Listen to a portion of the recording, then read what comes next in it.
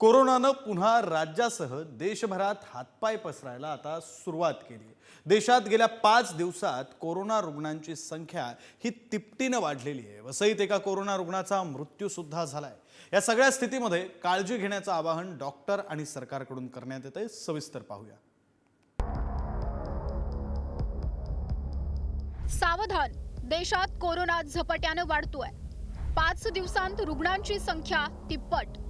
देशभरात 28 रुग्णांचा मृत्यू, 7 जण महाराष्ट्रातील।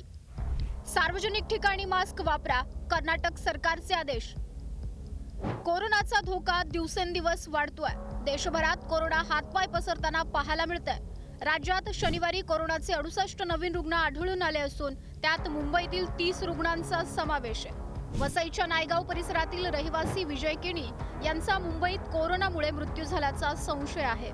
रहेजा रुग्णालयात त्यांना दाखल करण्यात आलं होतं।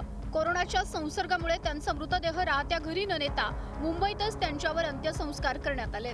देशात शनिवारी कोरोनाची रुग्णसंख्या 3726, सर्वाधिक 1336 रुग्ण केरळमध्ये।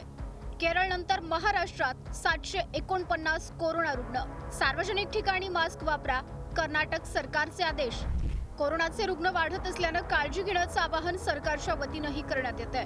कोविडचे रुग्ण वाढायला लागले तरी डॉक्टर तज्ञांनी सांगितलेलं की लोकांनी काळजी घेतली पाहिजे। एकीकडे पावसाळी आजार आणि दुसरीकडे कोरोनाची वाढती रुग्णसंख्या पाहता काळजी घेण्याचं आवाहन डॉक्टरही करतात। आठवडाभर खोकला असणे, त्यांनी त्वरित आपल्या डॉक्टरांशी संपर्क साधून उपाययोजना योजल्या पाहिजेत। अंगावर कोणत्याही प्रकारचा आजार काढू नये। तसेच या सर्व उपाययोजना करत आपण कोरोनावर योग्य रीतीने मात करू शकतो अशी आपण खात्री बाळगावी आणि योग्य तऱ्हेने आपली काळजी घ्यावी।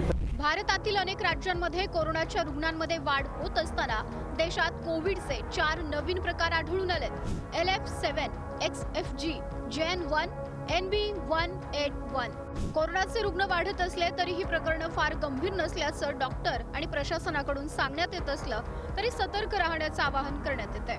ब्युरो रिपोर्ट, पुढारी न्यूज, मुंबई।